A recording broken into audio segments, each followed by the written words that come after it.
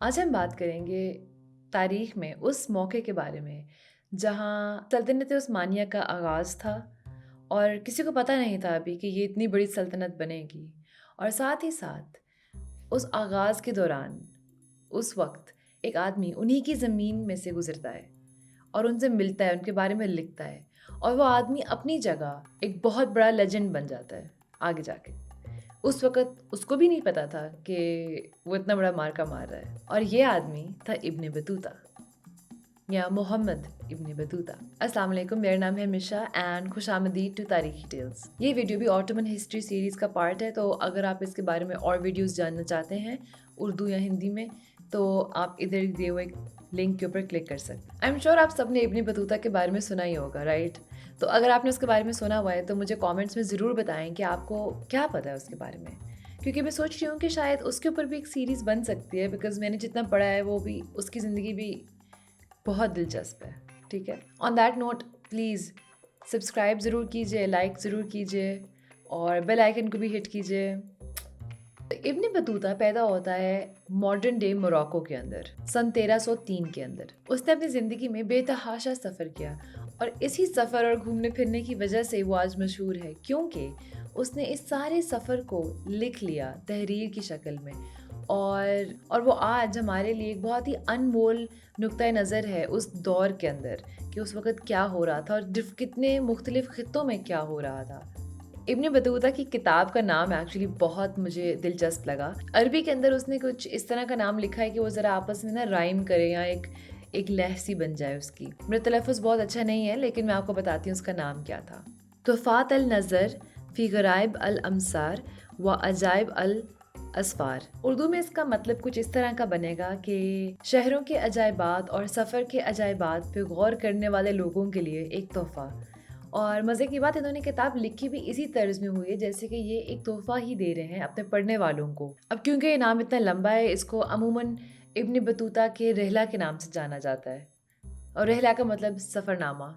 اب اس کتاب کے ذریعے ہمیں پتہ چلتا ہے کہ سن 1330 کے قریب ابن بطوطہ ایک بحری جہاز کے اوپر چڑھتا ہے جس کو وہ بلاتا ہے ایک کرسچن ویسل، یعنی کہ اس پہ جانے والے زیادہ تر لوگ کرسچنز ہوں گے، عیسائی ہوں گے، ٹھیک ہے؟ وہ اس جہاز پہ چڑھتا ہے جنوا کی سٹی سے اور اترتا ہے انیٹولیا میں کسی کوسٹل سٹی میں۔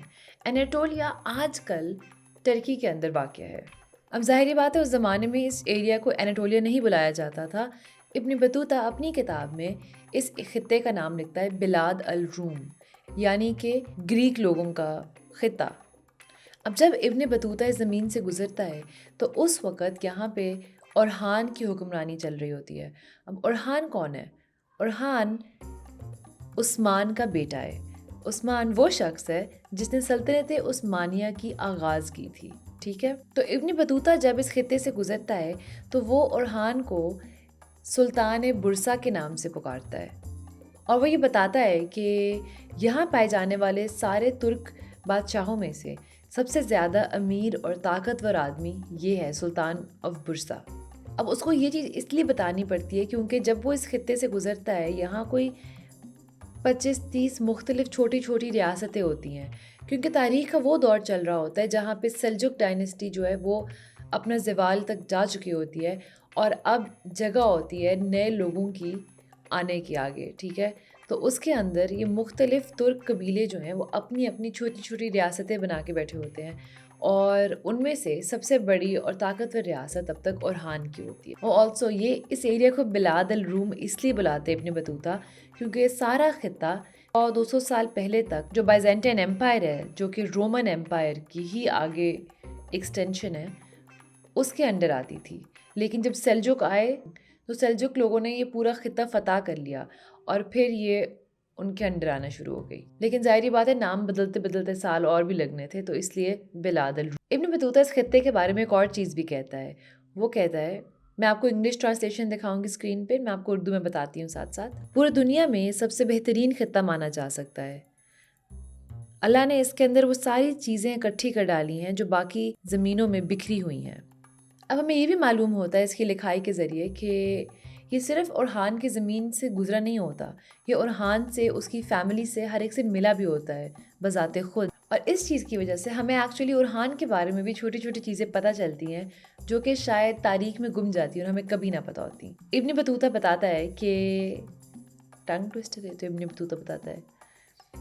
بطوطہ بتاتا ہے کہ اورحان کبھی بھی ایک جگہ پہ زیادہ دیر تک نہیں رہتا تھا. اس کے تقریباً 100 سے زیادہ مختلف قلعے تھے اور وہ ان قلعوں میں آگے پیچھے زیادہ رہتا تھا یہ چیک کرنے کے لیے کہ محفوظ ہیں, کیا ان میں جو مرمت چل رہی تھی وہ مکمل ہو رہی ہے. مطلب وہ بہت ایک ایکٹیو قسم کا بادشاہ تھا. ہمیں یہ بھی پتہ چلتا ہے کہ وہ بہت بڑے دل کا بھی تھا کیونکہ اورحان اور اس کی بیوی دونوں الگ الگ ابن بطوطہ کو تحفے بھی دیتے ہیں. اور ابن بطوطہ کہتا ہے کہ جب وہ اس خطے سے باہر جاتا ہے, جب اس خطے سے آگے ٹریول کر رہا ہوتا ہے تو اس پوائنٹ تک اس کے پاس کافی زیادہ پیسے اور تحفے جمع ہو جاتے ہیں, یہاں تک کہ اس کی جو سفر کرنے والا پورا گروپ ہوتا ہے اس کے اندر بھی لوگوں میں اضافہ ہو جاتا ہے. اس کی لکھائی سے پتہ چلتا ہے کہ اس کو یہاں کے لوگ ایکچولی بہت پسند آئے تھے. اور وہ ترکوں کے بارے میں لکھتا ہے کہ جب بھی ہم اس خطے میں کہیں رکتے تھے, خواہ وہ کوئی زاویہ ہو یا کسی کا گھر ہو, جو بھی ہمارے ہمسائے تھے, آدمی اور عورتیں جو کہ نقاب نہیں کرتیں, وہ آتی تھیں ہماری خیر خیریت پوچھنے اور ہم سے پوچھنے اگر ہمیں کچھ چاہیے. اور جب ہم وہاں سے جاتے تھے تو وہ ہمیں ایسے خدا حافظ کہتی تھیں جیسے کہ وہ ہمارے اپنے ہی رشتہ دار ہوں. کبھی کبھار آپ کو عورتیں روتی بھی نظر آتی تھیں ہمارے جانے کے دکھ میں. تو ان ساری چیزوں کی وجہ سے ابن بطوطہ کے دل میں ان لوگوں کے لیے کافی پیار ٹائپ نظر آتا ہے.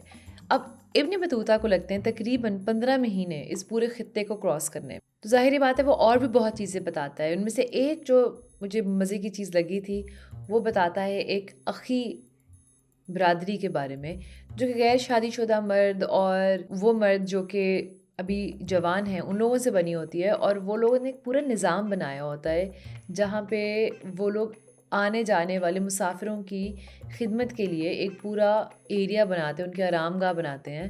تو وہ کافی دلچسپ ہے.